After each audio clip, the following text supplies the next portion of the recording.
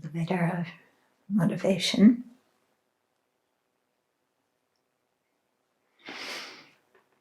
So we and all other sentient beings exist under the influence of ignorance, afflictions, and karma. So we don't have any true freedom.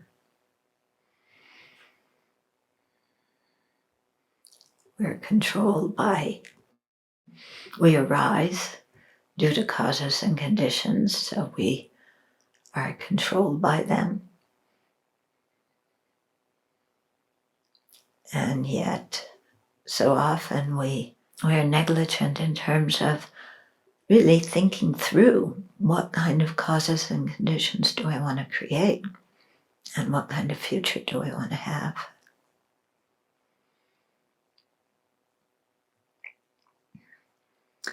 So the Buddhist perspective really enlarges our mind to think about these kinds of things and not just to get sunk into the small details of this life and fret over them. So let's do that right now and enlarge our perspective, not only in terms of what our own life is, but all sentient beings, and being aware of our fortune of having met the Dharma. Let's make a strong determination to make use of that fortune and to work for the benefit of sentient beings by learning how to overcome our own ignorance and afflictions, by realizing emptiness, and how to overcome also the cognitive obscurations through the power of meditating on emptiness supported by bodhicitta.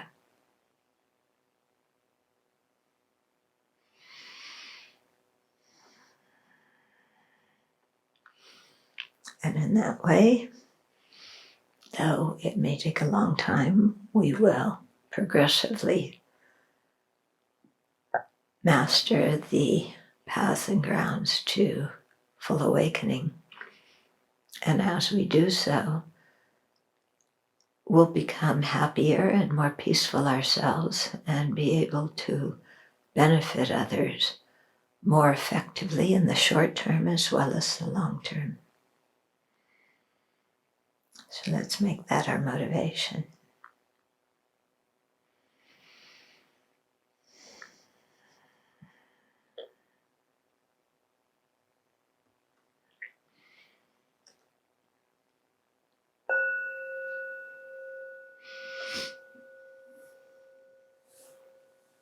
So we've been talking about death, the 9-point meditation on death. Did I describe I can't remember if I went into depth about it, the meditation of imagining your own death? Okay, this one's quite powerful because we're at the point in the book where we're talking about the actual death process. But before that, it's very helpful to think about possible scenarios for your death. Yeah, and possible scenarios for, like dying instantly without, suddenly without any warning, or being diagnosed with a terminal illness, or being in an accident, or thinking of, different ways that our body could be damaged, and how are we going to deal with that kind of thing, with the uncertainty of whether we will die sooner or later, or with the knowledge that this is definitely terminal. Of course, we have a terminal condition right now. Okay, so we're always kind of afraid of getting a terminal diagnosis from a doctor, but we shouldn't be because we're already terminal. As soon as we're born, we have a terminal condition.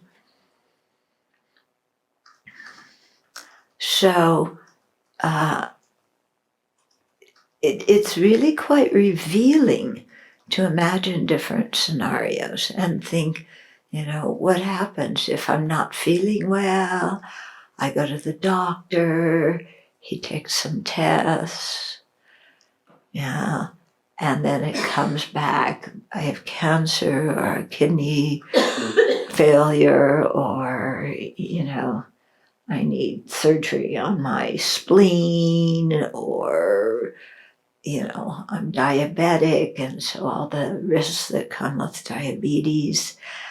And, imagine in your meditation going in the doctor's office after having these tests, and they're telling you about your physical condition. And it really is dawning on you that, it's not going to be a long time before you die. And you don't know when it will be. It could be 3 weeks or 3 months or 3 years. So you have that completely amorphous timeline that doesn't exist. And yet, there's things you want to take care of. And so think about it. How is that going to affect you if you, get a diagnosis and they tell you, well, you have about 3 or 4 weeks if you're lucky. And, what are you going to do in those 3-4 weeks? And who are you going to tell? And how are you going to manage the reactions of the people you tell? The people who freak out, who you have to take care of while you're trying to get your own head together. Or are you not going to tell those people? Do you have your will in order and your power of attorney in order?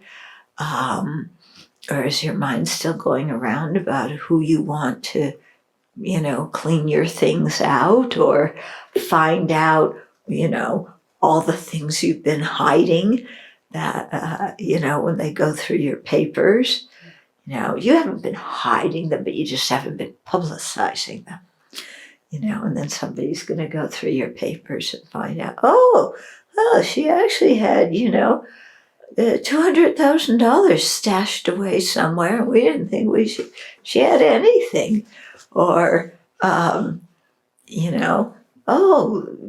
she has a brother we never heard about, or she doesn't want her family to know that she's dying, or, whatever it is.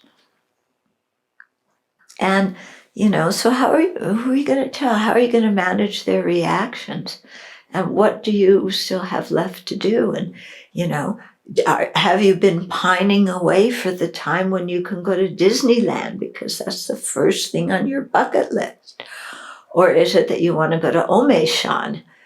Or you want to go to Lhasa? And are you going to be able to go? And how are you going to feel if you can't go?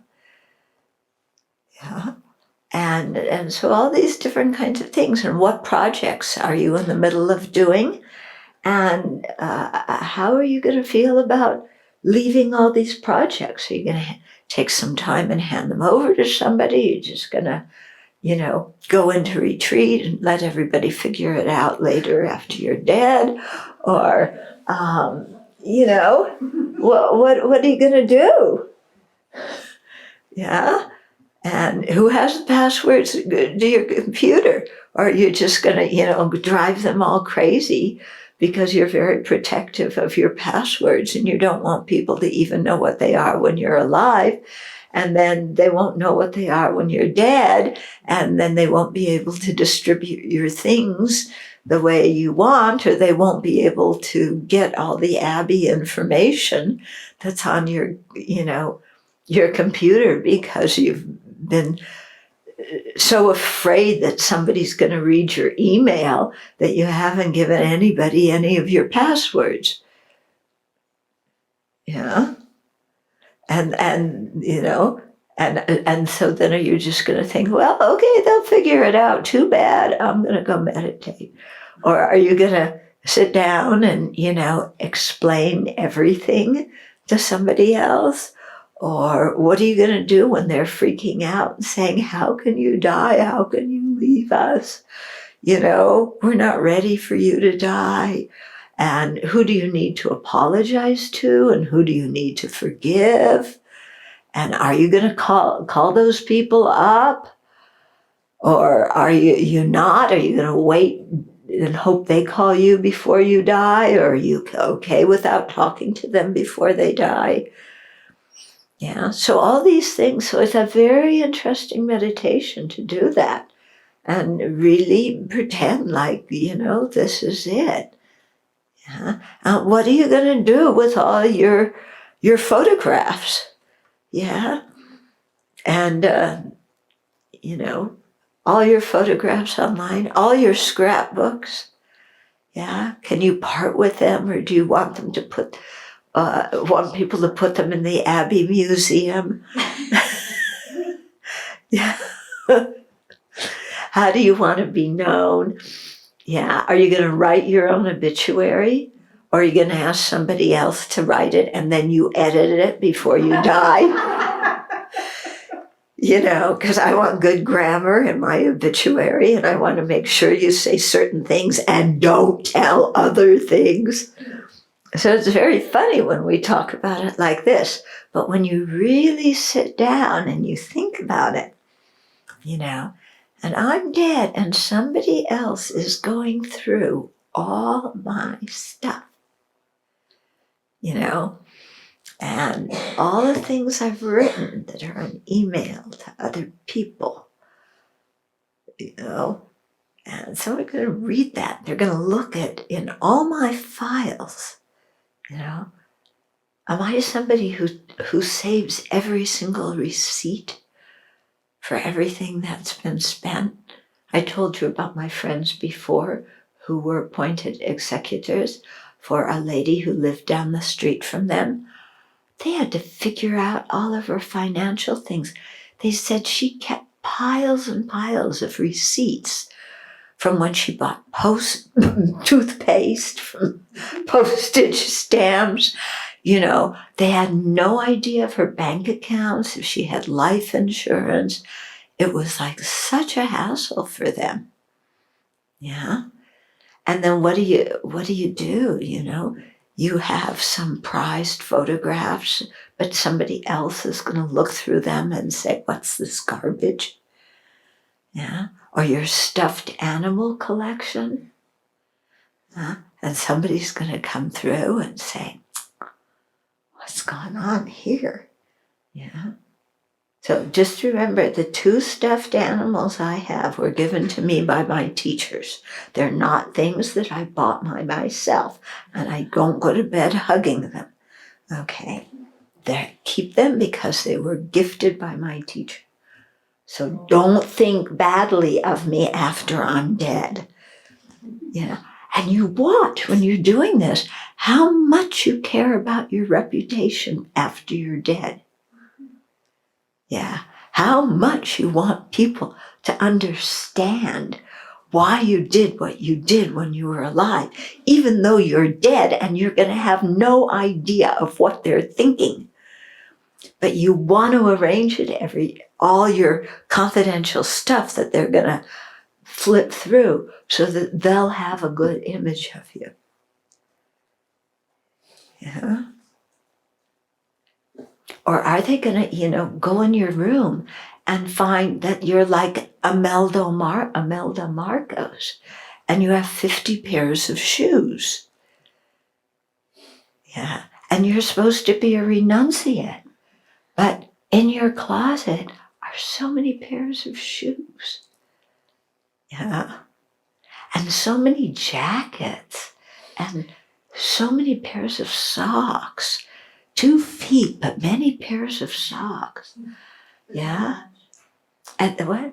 And they don't match, but that's okay. That's in to have socks that don't match now. Don't you know that? You haven't been looking at the socks of our guests? Yeah. When you're in your teens and 20s now, you deliberately have socks that don't match. It's in. Got it? You look uncertain. Yeah. So very interesting to think about and see what comes up in your mind. And what happens if I die today and I don't have the chance to go through everything and make it look like I'm really nice? Yeah. What happens if they start looking through my drawers now? Yeah. And they come upon sheets of paper that are printed on both sides, and they don't know which side it is that they're supposed to read and which side is the recycled side of the paper. Yeah. And how many boxes of Kleenex you have in your bathroom? Because you see, okay, when people give me boxes of tissue that are the soft ones, that aren't the recycled ones, so they're the soft ones, I never ask for them, but people give them to me. And I save them for when I have colds. I don't use them for in between things, because when I get colds, my nose is like a faucet, and those soft ones are much better. Otherwise, I look like Rudolph the Red-Nosed Reindeer. But what happens if I die and people don't know that's why I saved all the boxes of soft tissue? And they go in my bathroom and they see those and they go, oh, she used to talk, she used to say, don't hoard things. And look at all these boxes of Kleenex in there. Yeah. Oh, that's not good. Okay, so I'm telling you now, that's why I have so many boxes of Kleenex in there. Because I don't want you to lose faith in me after I die over my Kleenex boxes. Okay? God forbid you put that in the obituary. And she was the proud owner of 5 boxes of soft tissue. Yeah? Or maybe you have, little trinkets from when you were little. Yeah? Trinkets and stuff like that you have. Somebody's going to go through them. What is this garbage?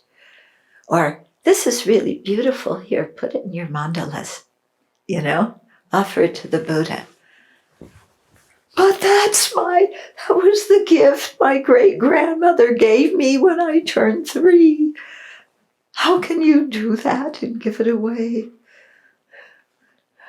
It sounds ridiculous. Do the meditation and imagine this, and it's amazing what comes in the mind. Okay, attachment to reputation. Then you really begin to understand Nancy Reagan, and who was that? It was because she had her whole funeral planned out and the guest list and how her hair was going to be done and everything like that. Yeah, and then there was some actress too. Do you remember who it was? Who again, was Joan Rivers. She had a facelift after she died. Yeah. So, you want to look good for your funeral. So you don't want to look bad. Okay. It's quite amazing. Quite amazing what people do. Yeah. Do you have it picked out what you're going to wear when they put you in the casket? Yeah. But which set of robes? Yeah. I knew somebody, he had a set of robes that he only wore when he saw His Holiness. And then he had all the other sets of robes that he wore at other times. Okay? So do you have one set of robes? Do you want them to bury you in robes with an elastic band where everybody knows that you cheated?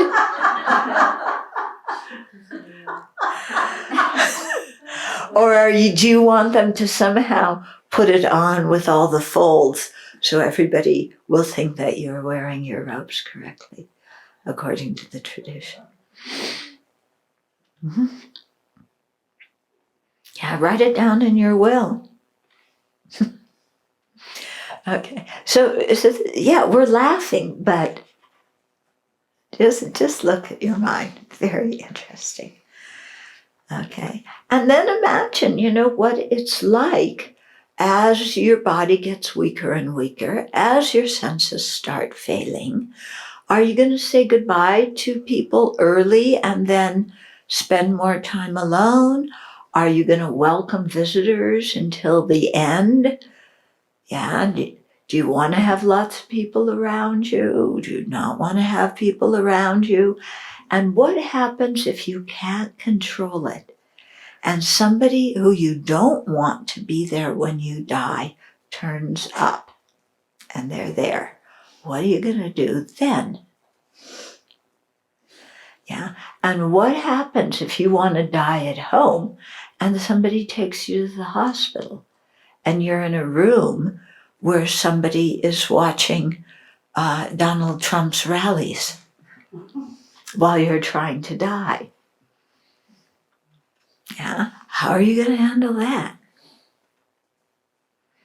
Okay, so imagine many different things and imagine what it's going to be like as your cognitive abilities start degenerating and you can't think so clearly. And you want to do your practice and you get everything confused. You start out doing a practice that you've done day after day for years and you can't remember the next step. Or you can't remember the mantra that goes with it. Yeah. How are you going to deal with, your body losing energy and the unclarity that produces in the mind? And then especially, when you realize that it's probably not going to be tomorrow, it very well may be today. Many of the Tibetan lamas, when they fall very ill and they can no longer do their daily commitments, they ask their friends or students to sit by the bedside and do the daily commitments for them, to chant everything out loud, as if they're doing it, because they feel so strongly the importance of doing their daily commitments every day, even on the day when they die. Yeah, so if you put that in your Dharma will, and what happens if you have pages and pages of commitments? Yeah, will your friends do all that for you before you die? Yeah, when you're supposed to do the long sadhana and they want to do the short one. And you're dying and you want to say, no, it's got to be the long one. And they say, well, I don't understand that. I've never done it. Okay, so many things to think here. A very effective kind of meditation. And just, coming across each thing where your mind doesn't want to let go, and then working with your mind and imagining letting go of that, and letting go of that, and letting go of that. And I can't take my plastic paper clips with me. Yeah, so if I'm sending a message, I can give it to somebody in plastic paper clips instead of the wire ones because I want to keep the plastic ones for myself, even though I never use them. Yeah, because you're saving them. Yeah, you'll find lots of plastic paper clips in my drawer. Please take them and use them. Okay. But it's very interesting, and how it, when you can't control things that you've always controlled. And you just have to go along with what's happening because you have no power over it at this moment. Okay, so let's go into the section on page 219 in the book called The Death Process. So this is talking about it from the perspective of the highest Yoga Tantra that lays out, what goes on when we die. Okay, I didn't do a chart, but you can make a chart from this about each element, the sense organ or sense consciousness that absorbs, the wisdom that is actualized, the internal vision, the external event, that happens in your body. So, you can make a chart that has all these things. So highest Yoga Tantra explains the death process in great detail. 8 steps occur as the body gradually loses its ability to support coarse levels of consciousness, and as the mind becomes increasingly subtler until the subtlest mind, the fundamental, innate, clear light mind, dawns. That is the actual moment of death. In the next moment, the mind leaves the body and enters the Bardo. At that time, the person is dead. When I was working with this, with Geshe-la, he said to me, okay, what's the moment of death? And I said, it's that final clear light. And he said, no. Because when you have that final, subtlest clear light that dawns, your consciousness is still in the body. You are still technically alive. Death is the moment after the consciousness leaves the body. Yeah. So I wonder, in cases where they have lamas who die in a hospital, but then go into tukdam, where they're meditating on the clear light, do the hospital people put the day of death when they stop breathing? Or can they wait until the consciousness leaves? Would they even count that? Probably not. Yeah. So then do you take the body home? Yeah, but then it's, bouncing up and down in a vehicle.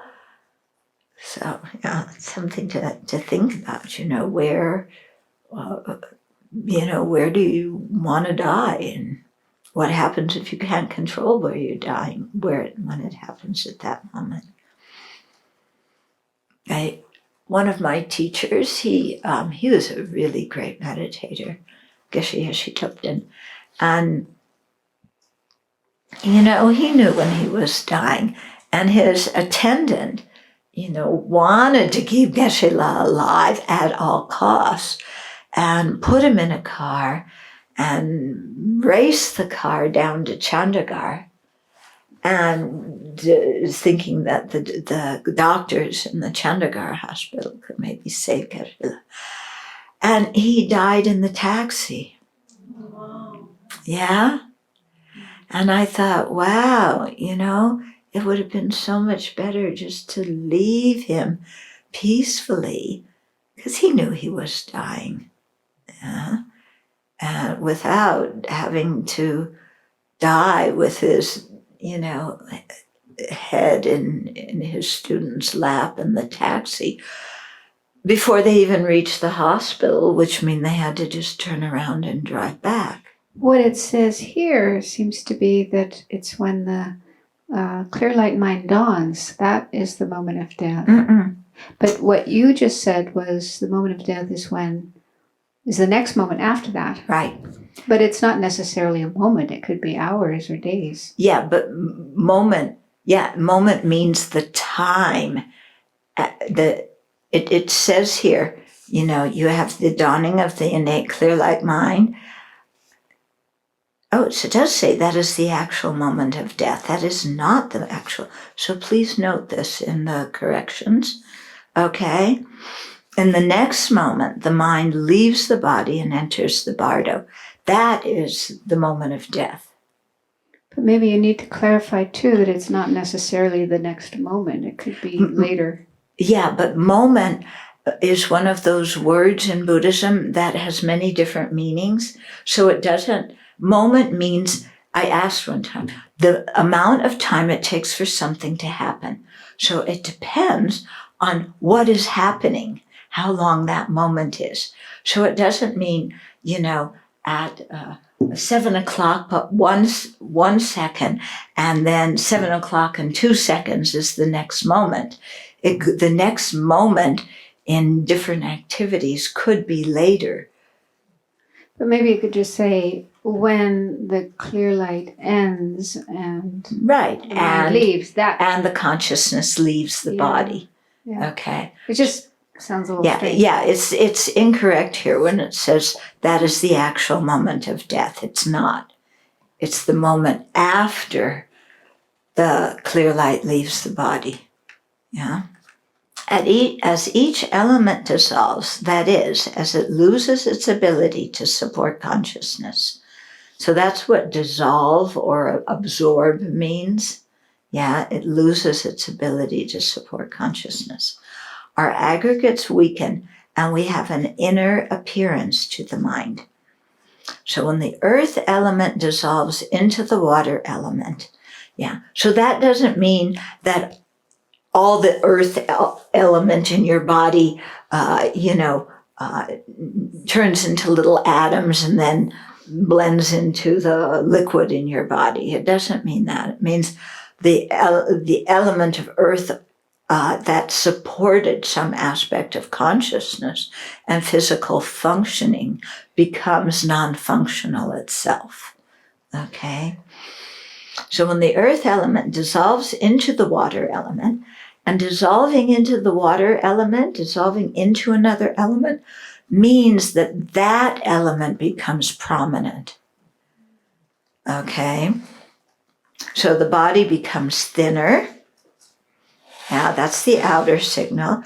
The form aggregate, so that's the aggregate that's affected. The body weakens. And the person has an inner shimmering appearance like a mirage because the water element is now prominent since the earth element lost its energy. Okay? So that inner appearance, nobody else can see. It's to the person themselves that's dying. Then the second stage, when the water element dissolves into fire, the mouth becomes dry and the skin puckers. So you can see the water element is loose. It loses energy. The fire element becomes stronger. Yeah. So the mouth is dry. The skin becomes dry. The feeling aggregate loses the ability to experience pleasant, unpleasant, and neutral feelings. So in the case of a very slow death, you may stay in this stage, in any of these stages for hours, maybe even a day, depending how long it is, or maybe just a few minutes or even a few seconds. Okay, so first your form aggregate kind of loses energy. Then your feeling aggregate can't feel pleasant, unpleasant, and neutral. That's got to be really disorienting. And the person has an inner appearance of smoke. So it's as if, completely surrounded by smoke. That might be rather unpleasant. Then third, when the fire element dissolves into the wind element, the heat in the body diminishes. So the body, is losing heat. Sometimes the heat leaves beginning with the feet and going upward, other times that from the head downward. They say if it leaves from the feet going up, that is a sign of a good rebirth, but it leaves from the head going down. It's not a good sign. The aggregate of discrimination subsides, so you lose the ability to discern different objects and what they are. And the inner appearance is of sparks of light, like on a really dark night when there's fireflies just sparking around. Okay. So that's the fire dissolving into the wind. So the fireflies is the wind. When the wind element dissolves into space or into consciousness, the external breath stops. So this is the time that they may sign your death certificate. What do they do now? Is it when the breath stops, when the heart stops, when the brain stops? When you're going to pronounce, you take the stethoscope and listen for the heartbeat. And if it's silent, then that's time of death. That's the time of death. That's a very, it's not an accurate thing at all. Yeah. When does the breath stop? Can it stop way before that or after that? It depends on what's going on and who. And two, you can move a person and then they'll have another breath, but it's just air coming out of the lungs. So it's not really but it's the heart. It's the heart. When there's and the brain, can it keep making brain waves after the heart stops? No. No, it's flatline? Yeah, it's flatline usually. That's one of the ways that when people are on respirators and it's breathing for them and, circulating the blood, and yet they're brain dead, the way that you figure that out is that their EEG is flat. There's no spikes. Right. Electrical so they're brain activity. dead, but the heart's still beating, so Yeah. they're alive. Yeah. Well, so supposedly. Yeah, they're not alive, but it's artificial.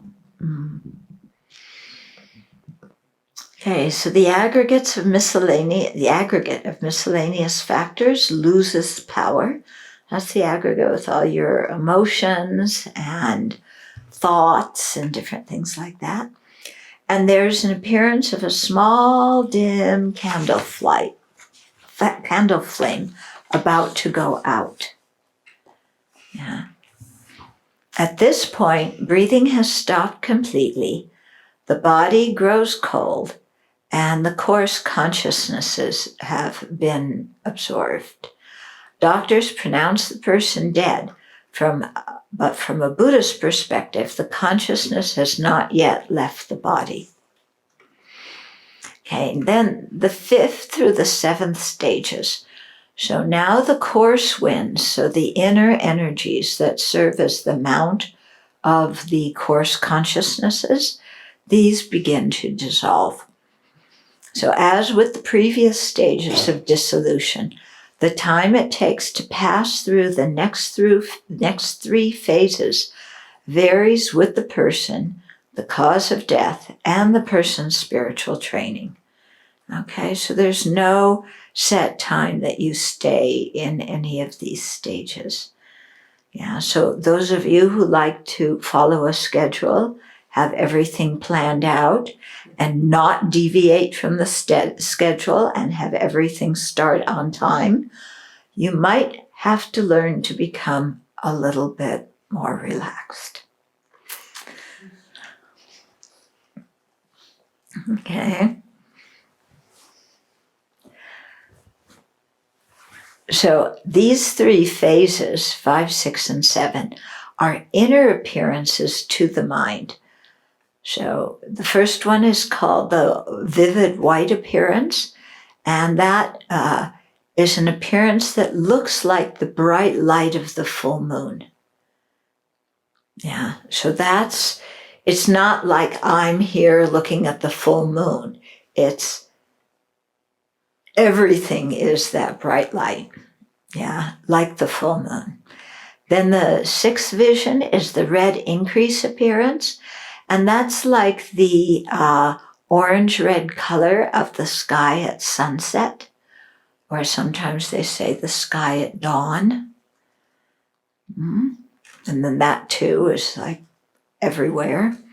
And the seventh is the black near attainment of complete darkness. And if you've had any kind of subtle consciousness until then sometime in the black near attainment, it's like you swoon and you go unconscious. And then the eighth stage is now the subtlest mind, the fundamental, innate, clear light mind manifests. This is the actual moment of death, although that's not correct, so it needs to change on 2 pages. Anyway, the one that Jeffrey Hopkins translated.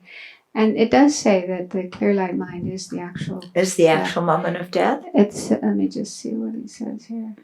This is the actual death. Yeah, when the clear light, it is actual death. Huh.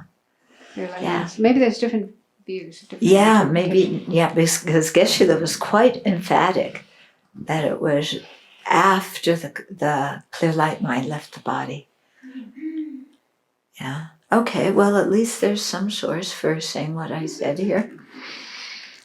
So, yeah, be interesting to find out. Take a poll. Be better to find out by being conscious during your own death process, and then you could tell. You could decide yourself. I can send paper airplanes from heaven telling you what to change. I have a memory that you said that death is a state of mind, because that is what's transformed into death, taking the death onto the path as the Dharmakaya. Death is a state of mind.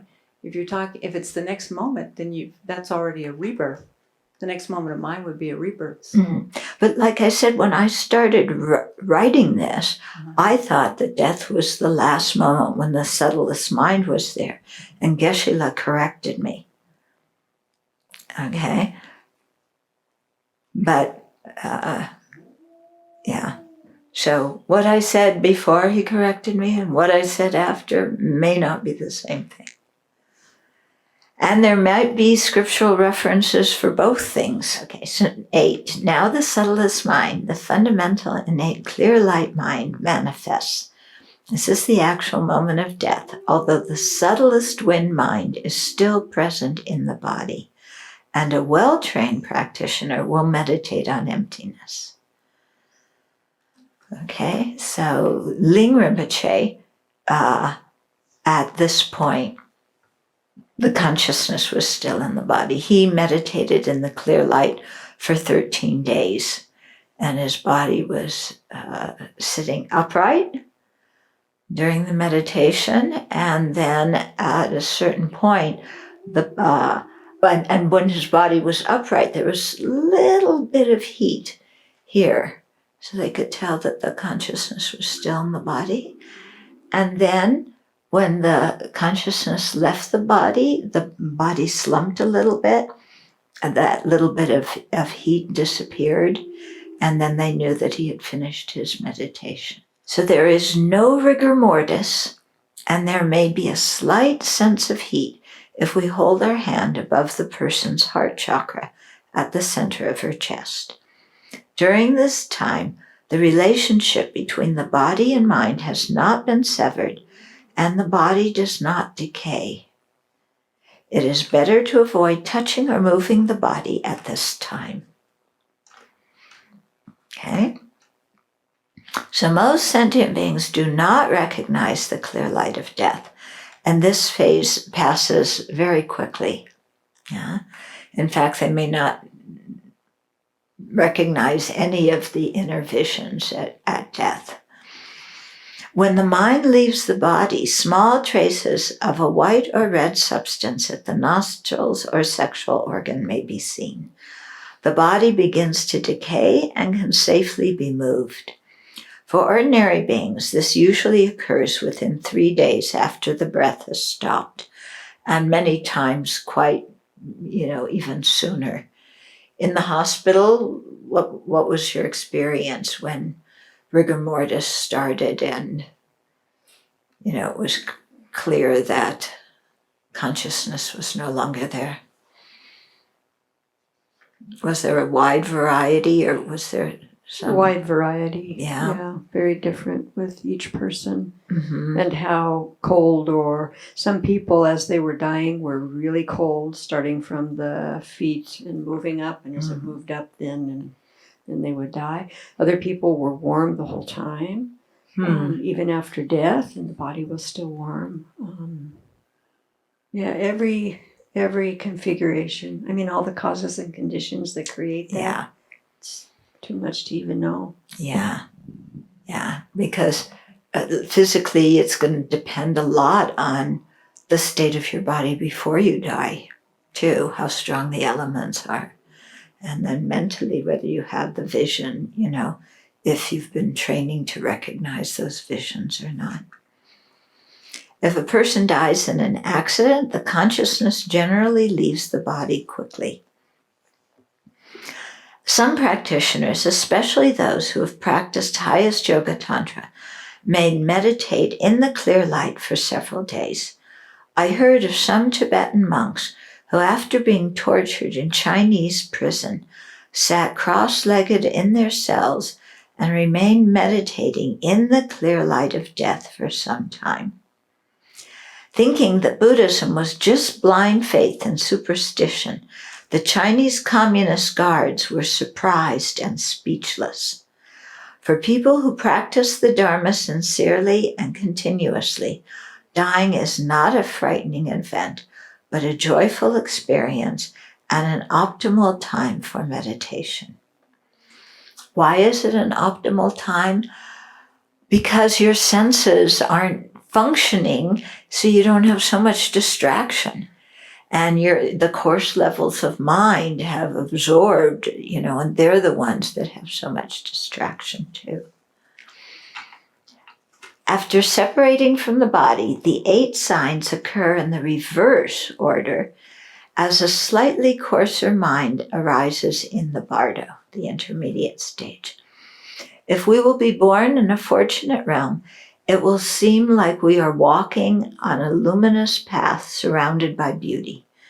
If we are headed towards an unfortunate birth, we will have the vision of walking in a gloomy place with fearful images and will experience fear and suffering.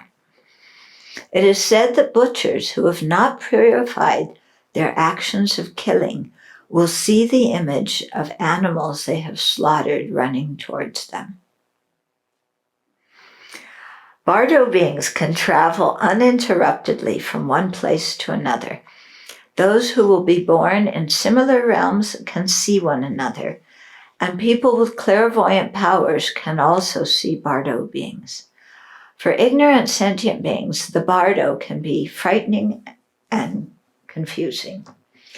And, it's not like people are so aware that, they kind of wake up in the Bardo and go, oh, I've just woken up in the Bardo, now this is going to happen and this is going to happen. And no, it's just, you're pushed by karma and you're confronted by all these new experiences, and then you're trying to make some sense of what these new experiences are, because nobody's done an introduction to the course, giving you the outline of what's going to happen. You die and you're there, and you have to really go with the flow at that time, They're not going to give you a program of what's going to happen and how, and so on.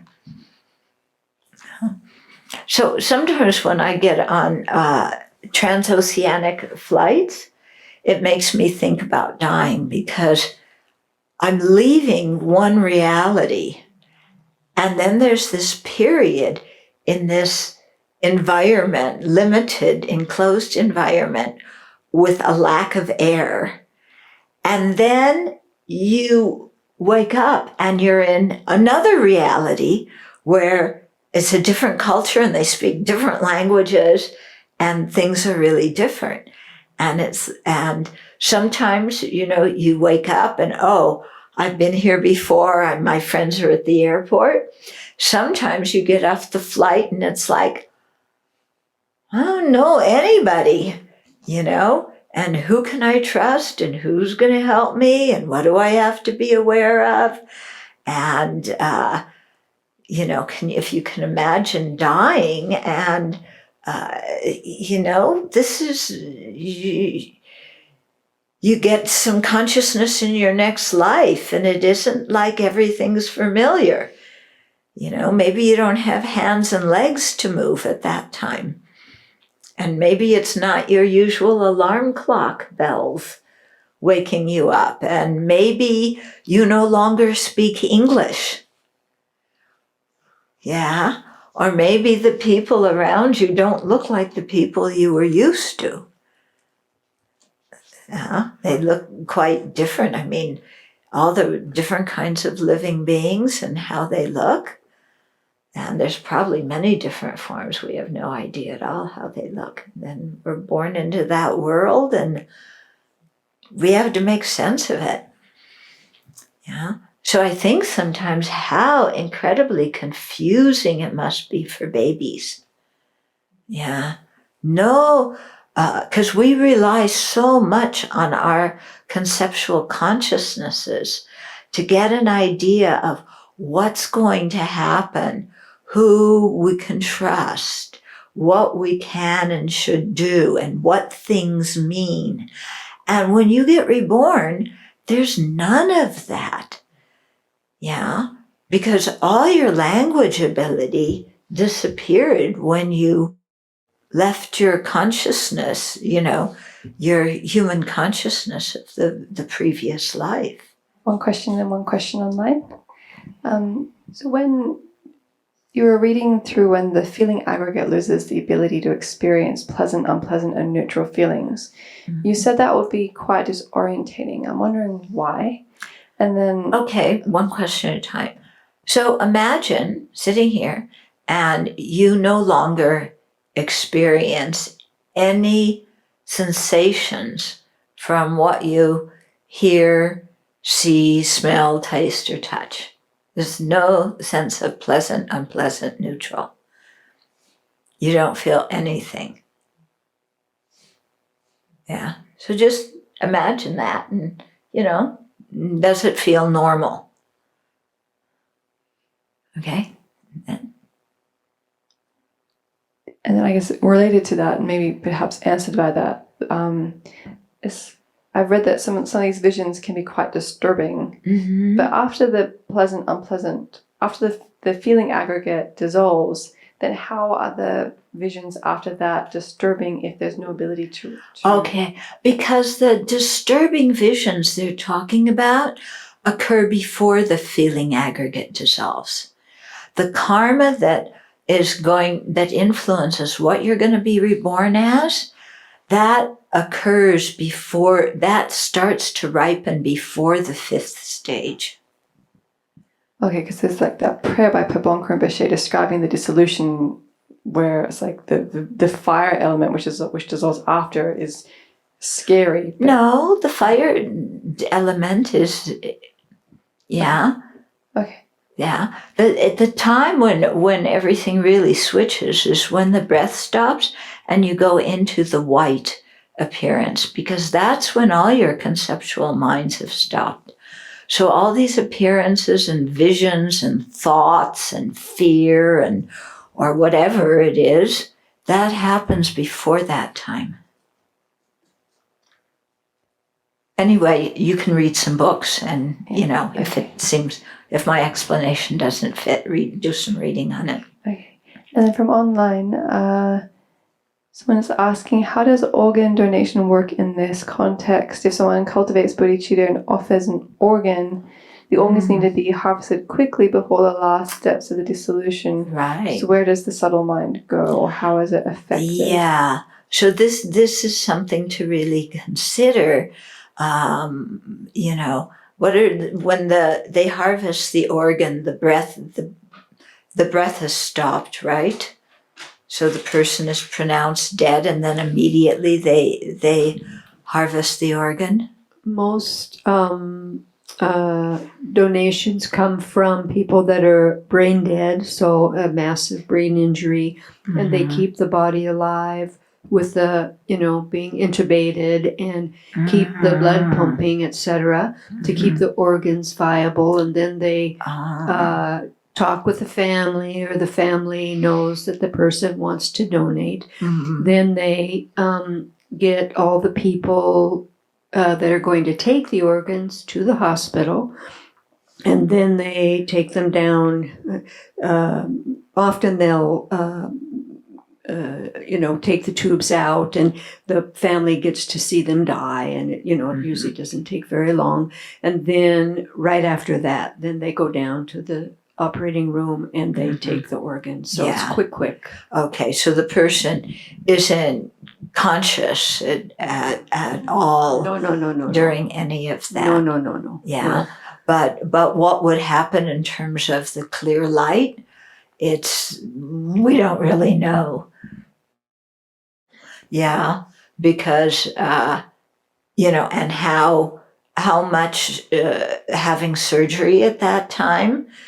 Whether the mind is even still in the body, if they're keeping a brain dead person alive artificially, is the consciousness still in the body? We don't really know the answer to that. And,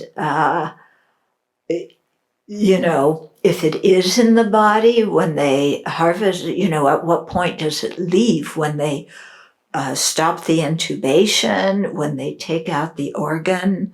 So I don't think I can give a specific answer to that. Yeah.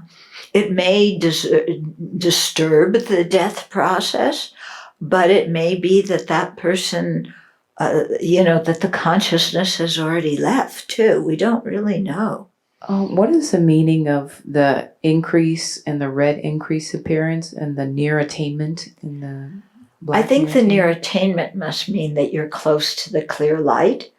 The red increase, I don't know, maybe because the color's coming strong. I don't really know. As someone else asks, they're wondering that when the feeling aggregate loses the ability to experience pleasant, unpleasant, and neutral, that it would become a sense of equanimity?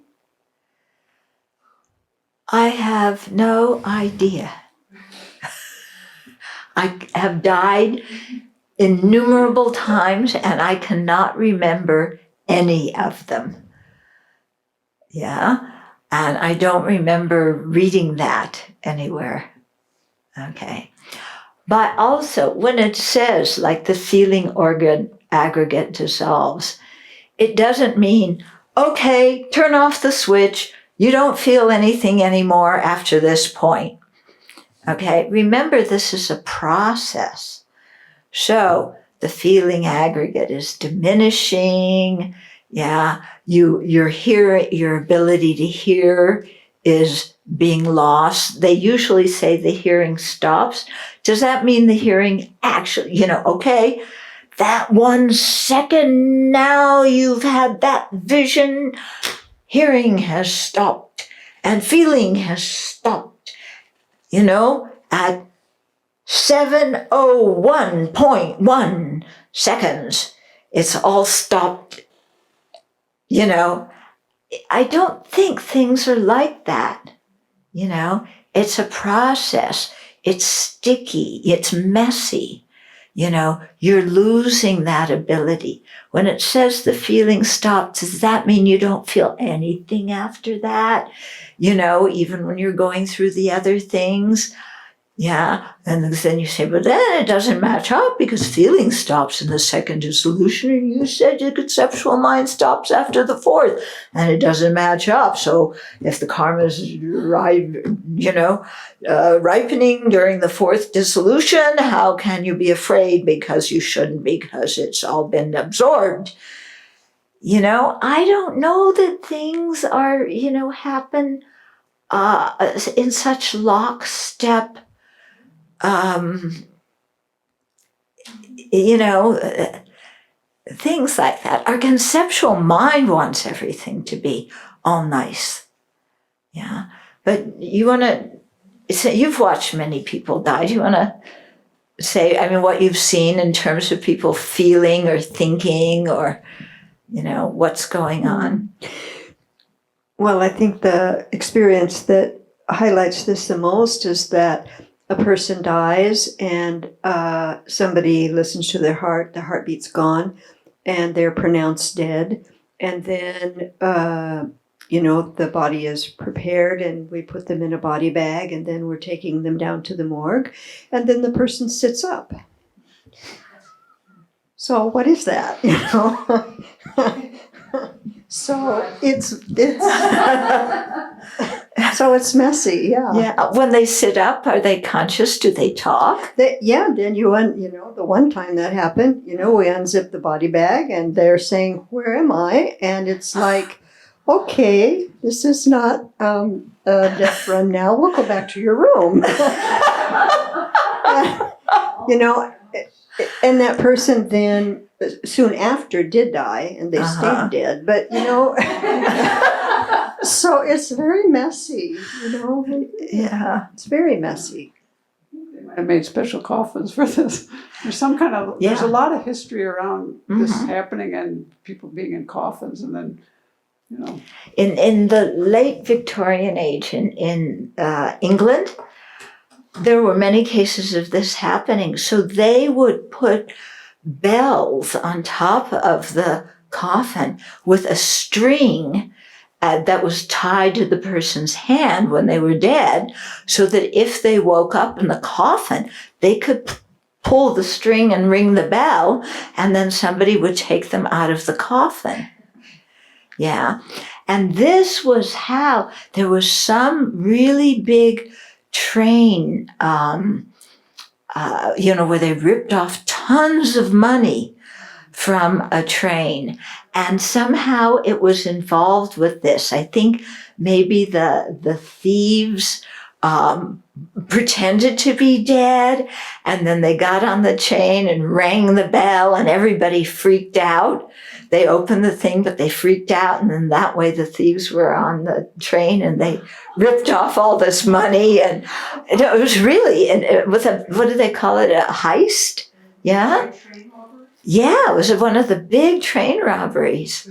So you can probably look it up on the computer, but it was related to this because there were many people at that time that would die and then sit up like that and, ring the bell and let me out of here.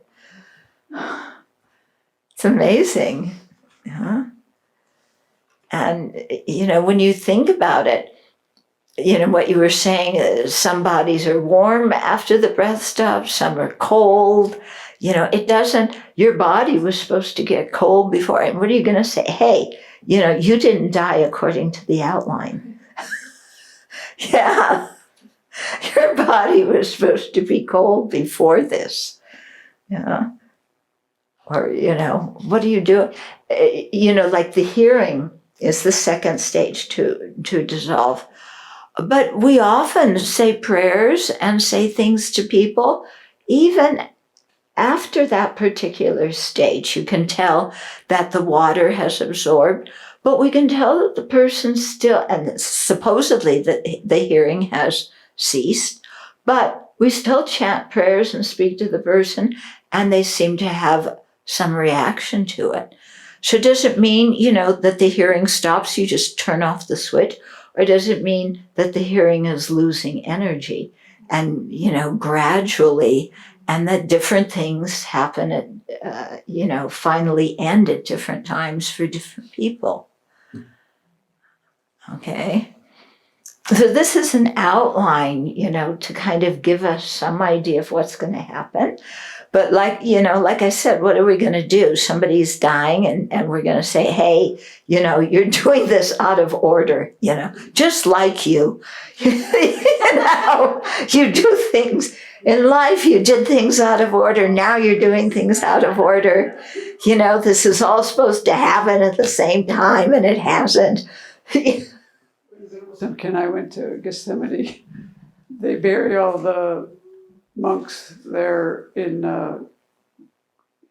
wooden coffins on their site in Kentucky there. But when Thomas Merton died, and they laughed about him, and they said something about him, he had to be different.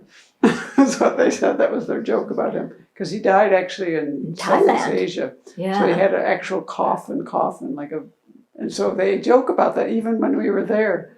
I don't know how many decades that was after he passed away. Yeah. Did they bring the body back? Yeah, they brought the body back and buried it there, but they said, yeah, he always had to be different.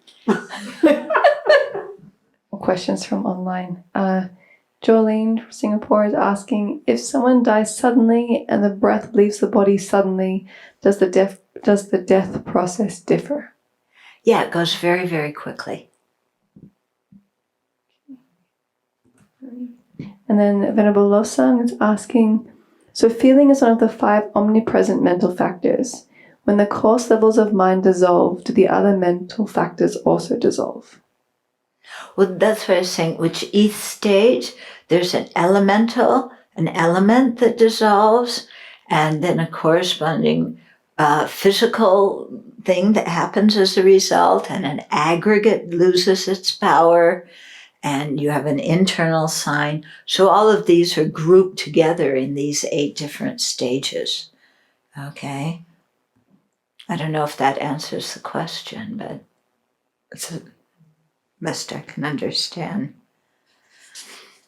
Okay, now the section that says helping ourselves and others at the time of death.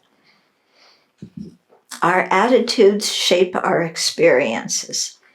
Some people avoid thinking about difficulties such as illness, aging, and death.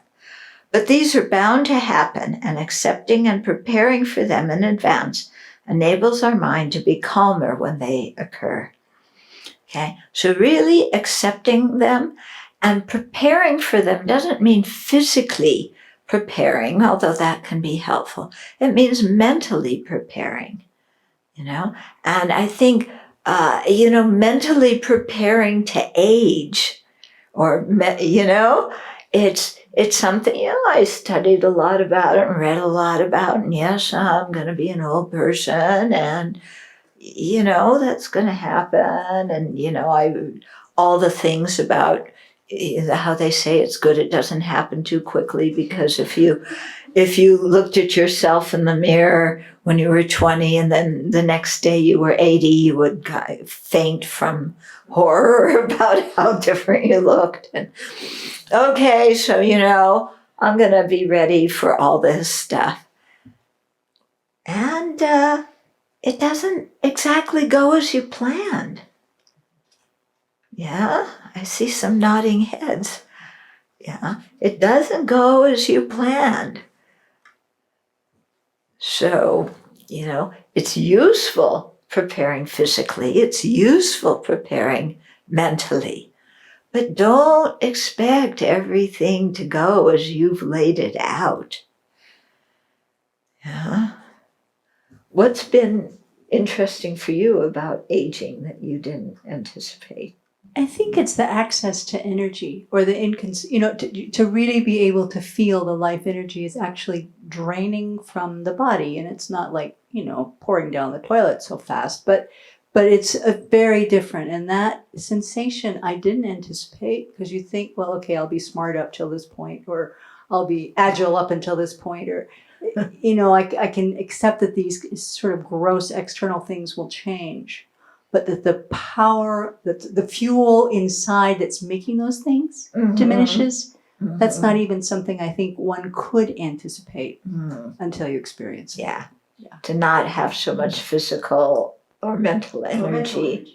Yeah. Yeah, because we all kind of have our own image of how we're going to age. Yeah, so yes, my body will grow old. I'll get, a few wrinkles here, a few gray hairs here, but I'll still be very attractive. Yeah, yeah. I'm not going to have, my skin. It's not going to be like my grandma's skin, like with all the spots and the certain kind of crinkliness, where all the cells in your skin show. And it's like, oh, well, my grandma had that. I knew that sometime I'd get that, but it wasn't supposed to happen so soon.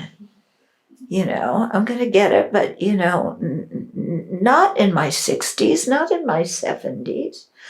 Maybe when I'm 105. Yeah. So why does my skin and, my face too, and my neck? Oh my God, look at my neck. That's how you really tell how old people are, I never understood that. I read something where somebody said, it was a book called I Hate My Neck.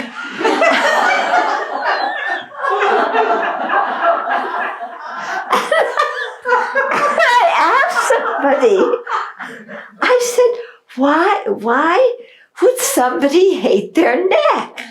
And then they explained, because I had never noticed it, that when you age, your neck really changes and you can really see how old somebody is very often through their neck. Yeah. Even with plastic surgery on their face. Yeah. Yeah, even they do plastic surgery on the face. And then you think, well, my neck won't get like that.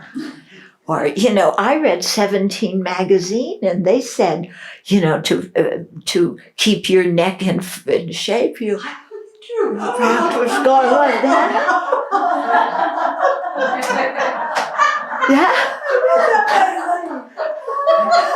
Didn't you read 17 magazine? Yeah, well, maybe it didn't happen, not in 17 magazine, because it won't project. It's probably in Good Housekeeping. Yeah, you're too young when you're in 17 magazine. Good Housekeeping, and they teach you to do that exercise, and then that will, keep your neck firm. Now everybody's going to go around. Prior to our stand-up meetings, everybody will every morning. Oh. Okay.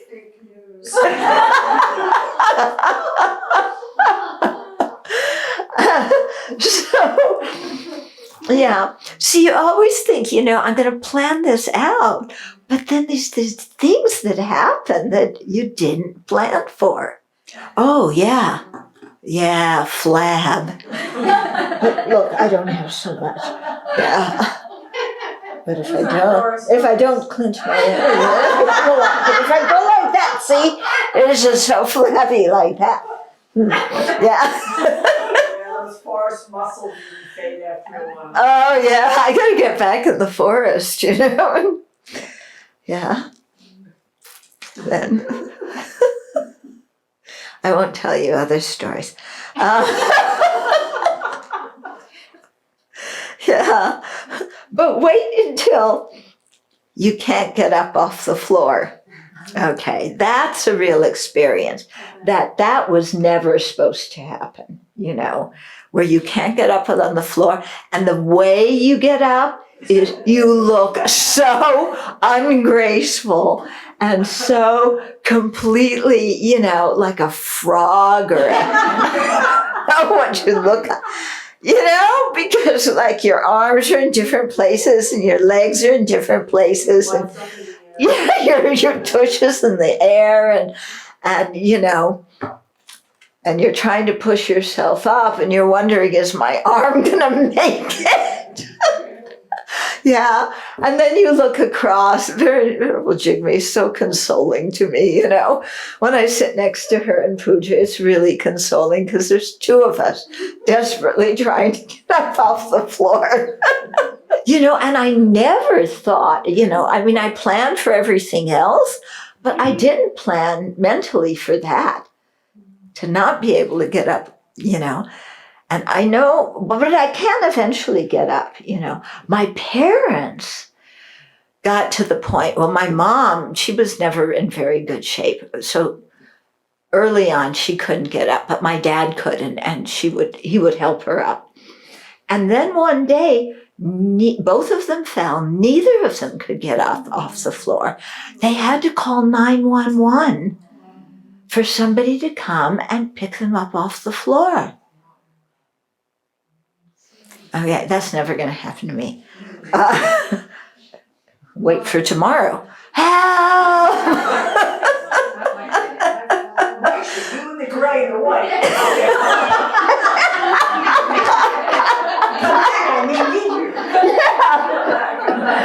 Yeah, go call emergency services and come back.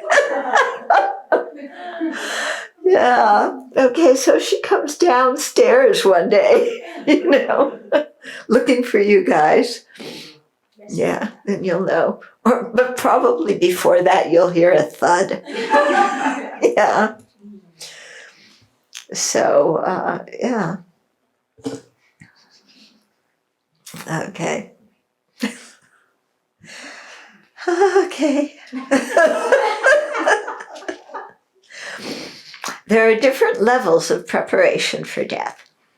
While some rare and exceptional practitioners with deep meditative experience can control the process of death and rebirth, ordinary people like me prepare for death as part of our daily meditation practice. If death comes in the next few months or years, I am not afraid and even have some confidence. According to reasoning and some unusual experiences I've had, I have a 95% belief in future lives. When did His Holiness start thinking in percentage? Okay, but there's still a little doubt about the various experiences at the time of death. As creatures of habit, we tend to die in the way we live. If we are not in the habit of acting kindly during our life, it will be unlikely that we will think to hold virtuous thoughts in mind or engage in virtuous actions as we are approaching death. For that reason, leading a good life by not harming others and helping them as much as possible is the best preparation for our death and future lives, and enables us to die without regret. Okay, so first of all, karmically, having that motivation and living our life through that prevents us from creating negativities and helps us to create virtue. And second, out of creatures of habit, being familiar with that, then when we die, hopefully that same motivation will arise. In our daily life, and especially as we approach death, we should forgive people who have harmed us, engage in purification practice, recollect the Buddha, and meditate on love, compassion, and wisdom. Okay, so don't wait until death is really, really close to start doing this, because we don't know when we're going to die, and it could happen soon, And also, if you wait until, you really feel like death is coming soon, then you don't have so much time to practice. So now, when we have the time to practice and the energy to do so, it's good to put that energy in that direction. I've never heard about wisdoms that actualize at each of these 8 levels. You mentioned that at the beginning. Yeah. But didn't say. Yeah. See, here I just did it because this is only the second volume. So, I didn't go into all the detail about the 8 stages, but there's 5 different wisdoms that correlate with the 5 Dhyani Buddhas, that correlate with the 5 major afflictions that correlate with these different stages as you're dying. Yeah, it just says it is called increase of appearance because of being very vivid like sunlight. Maybe it's just a brighter Yeah, light. the vivid, or the brightness is increasing. Maybe something like Your attainment is because you're close to the clear light. And does it say about the, okay, that was the vividness, and the increase is, This one, white, it's called appearance because an appearance like moonlight dawns. mm-hmm. And then the second one is, it's called red increase, but it just explains the meaning of increase of appearance because of being very vivid like sunlight. Okay. Because the first one, the white one, is called vivid white appearance. I guess they're all vivid. What? Yeah, they're all quite vivid.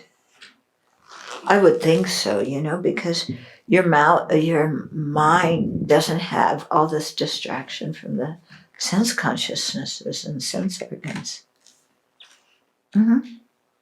I do like to take opportunities as we live here at the Abbey on natural things that occur here to kind of get a little bit of a sense. Mm-hmm. Like when we we haven't done one in a while, but doing those full moon walks in the forest where there are moon shadows. Yeah. And we stand out in that landing and to see that you can see almost the lines in your hand because the moonlight is so bright. Yeah.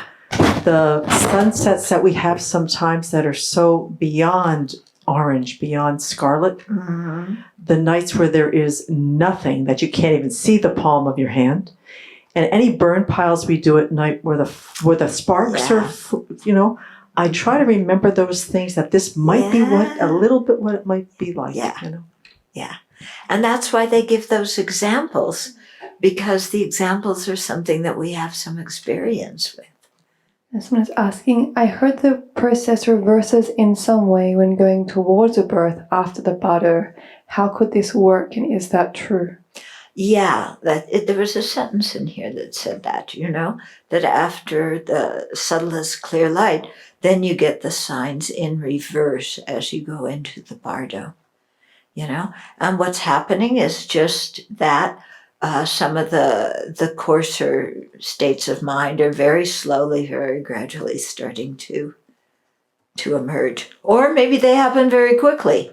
I don't know, in different cases. Going back to your recommendation that we, bring to mind so many different scenarios, even of aging. Mm-hmm. When I was very young in my Buddhist practice, I had the opportunity to accompany my cousin to a cancer clinic, and she was going to get chemotherapy. I had no idea what chemotherapy was. And so here I am, I'm supposed to be the support person, right? Mm-hmm. Driving with her in the car. I was having a mental breakdown. I was just trying to calm myself, and my cousin was just fine. And then going into the building, I thought, how am I going to maintain how am I going to be a support? And I was just really, really overwhelmed because I'd never done any kind of preparation. And then going into the room where people had various levels of hair and no hair, and everyone is hooked up to this IV getting chemo. And I sat in there, and it was such a profound teaching of how unprepared I was at that time to see that this indeed could be a possibility. Yeah. And I was appalled at my lack of preparation and my mental state. And my cousin was actually supporting me. Mm-hmm. That's not the way it should go. Yeah. It really shows how much we have solid ideas about the way things should be or the way life is. Yeah. I mean, could you ever imagine living in a place where there's actual war going on and the place where you're living is getting bombed?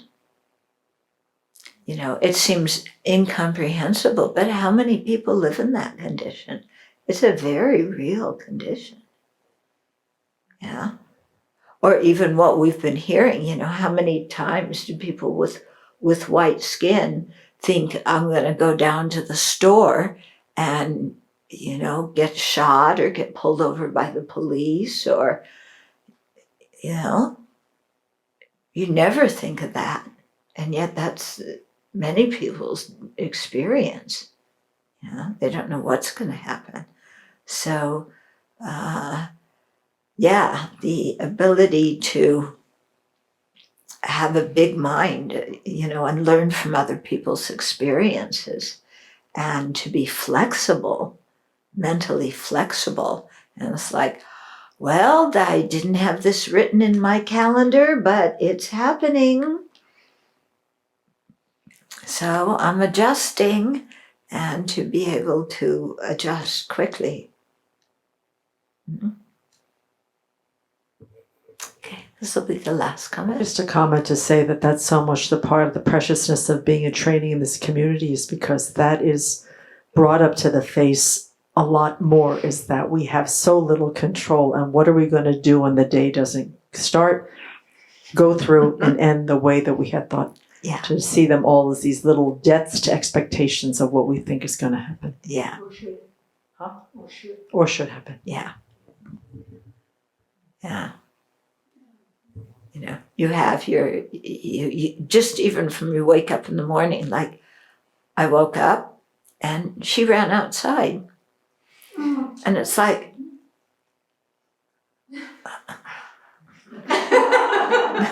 that wasn't supposed to happen first thing in the morning.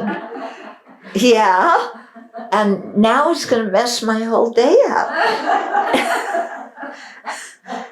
and then 2 minutes later, she was back at the door meowing to come in.